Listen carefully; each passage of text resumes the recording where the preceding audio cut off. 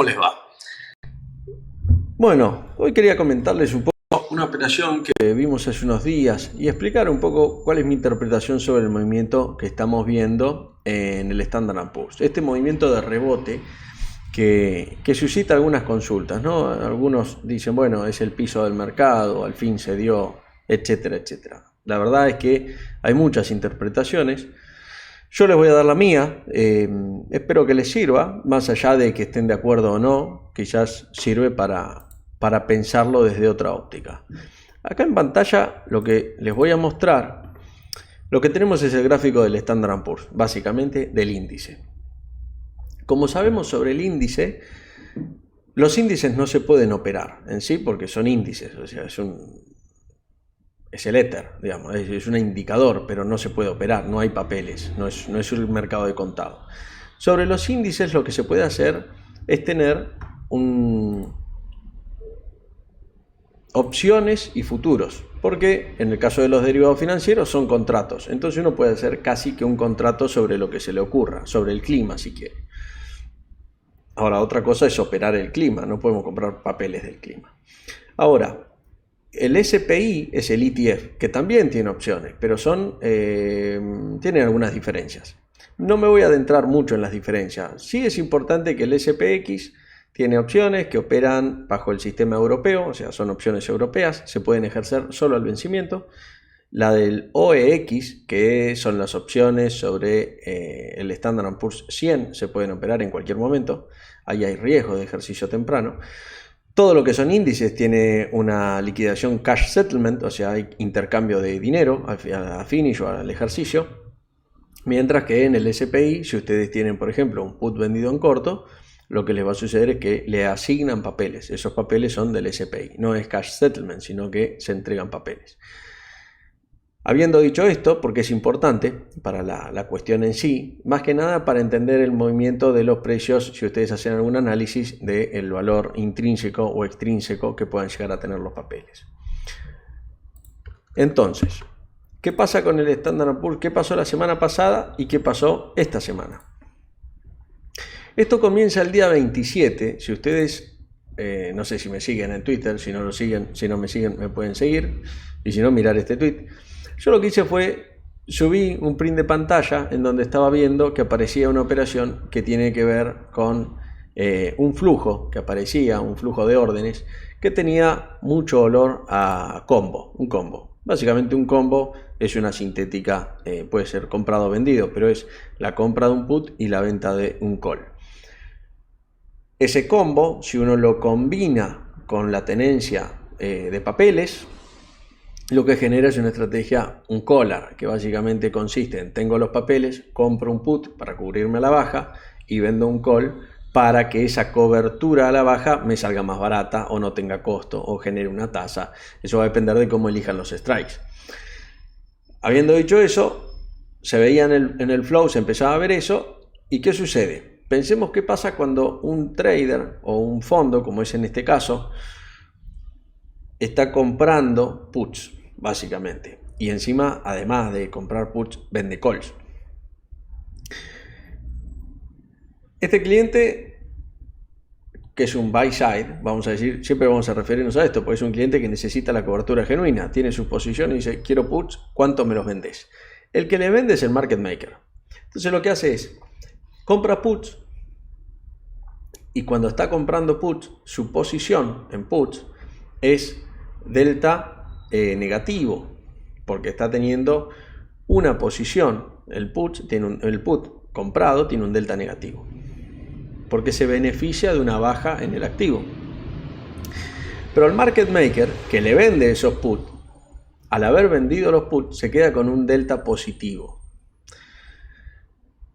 Para nivelar ese delta positivo, para cubrirlo, porque el market maker no quiere tener una posición alcista en el índice, quiere tener una posición neutral. Para eso, y su función, digamos, el market maker abre el kiosco, abre la cortina todos los días para capturar el spread entre bid y offer y hacer mercado, digamos, ser un tomador de riesgo, pero cubrirlo. Entonces, una vez que vende el put, ahora tiene un problema, tiene un delta positivo, tiene que cubrirlo. ¿Cómo lo cubre? Vendiendo. ¿Qué vende? Papeles. Vende lo que tenga a mano. Va a vender futuros, va a vender SPI, va a vender lo que necesite vender para cubrir ese delta. Obviamente tiene que ser todo lo relacionado al SPX, SPI, etcétera, etcétera. Va a buscar la cobertura más natural, pero dentro de lo que haya va a hacer cualquier cosa. Entonces lo que va a hacer es salir a vender papeles. Y esa venta de papeles nos genera estos movimientos que podemos ver acá. Este es el gráfico de una hora. Yo voy a usar un color. Este color es medio fiero. Vamos a usar otro. Bueno, lo que se dice lindo no hay ninguno, pero bueno, vamos a usar esto. ¿Qué sucede? Esta venta agresiva, este sell-off, tiene que ver con eso. Luego tenemos este es más notorio. Y luego, estas opciones eran a fecha 30. Tenemos esto que está acá. Esta es otra gran cobertura. Entonces, acá tenemos 3 movimientos de sell-off en el piso. Si nosotros hacemos análisis técnico, esto lo podemos llegar a ver como una trampa bajista. Esto lo podemos ver como si miramos un poco más en perspectiva, podríamos decir, ¿no? Vamos a sacar los dibujos por un momento. Podríamos decir que es un doble piso, que fue un poquito más abajo. O sea, esa va a ser nuestra interpretación si lo analizamos desde el punto de vista técnico. Si hacemos un doble clic, entendemos el mercado y analizamos el flujo de opciones, lo que vamos a ver son estos sell-off por las coberturas. Pero ¿qué sucede después? Esas coberturas expiran el 30 de septiembre y se rolean a diciembre, se rolearon. Este roleo a diciembre lo que genera es la posición inversa en el market maker. ¿Por qué? Porque desaparece la opción. Desaparece, expira o se ejerce. De cualquiera de las dos formas quedan con la posición inversa. Entonces ahora el market maker tiene que salir a comprar papeles. Lo que antes vendió ahora lo tiene que comprar. Y es por eso que vemos, vamos a mirar otra vez el gráfico horario, y ahora nos vamos a centrar un poco en el volumen. Y es por eso que vemos un papel que rebota fuertemente, pero el volumen no sube, no tenemos un gran movimiento de volumen. A ver si lo podemos ver, vamos a poner diferentes compresiones temporales a ver si esto se ve.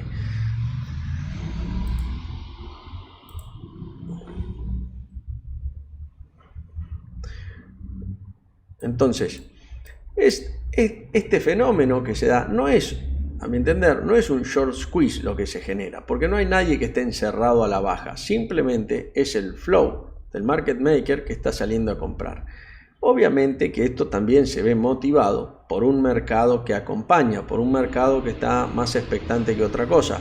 Si nosotros tuviésemos un mercado recontra bajista y agresivamente vendedor, por más que haya un market maker comprando, al market maker lo van a empapelar. Entonces no va a tener el problema de tener que salir a comprar agresivamente y absorber compras al offer, porque se las van a tirar por la cabeza y la cobertura va a ser natural. De hecho, el market maker, en cuanto percibe eso, no se cubre, espera que baje y se cubre más abajo.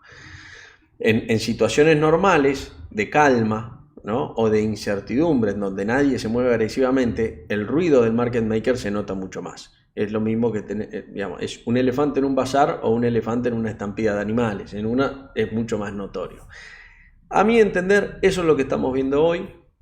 Por eso vemos esta fuerza alcista del mercado, más allá de que las noticias malas del mercado paradójicamente son buenas, porque el mercado lo que está entendiendo es que la Fed está empezando a tener éxito, y si la Fed tiene éxito, bueno, se va a aflojar un poco. Esa es la lectura, así en breves líneas.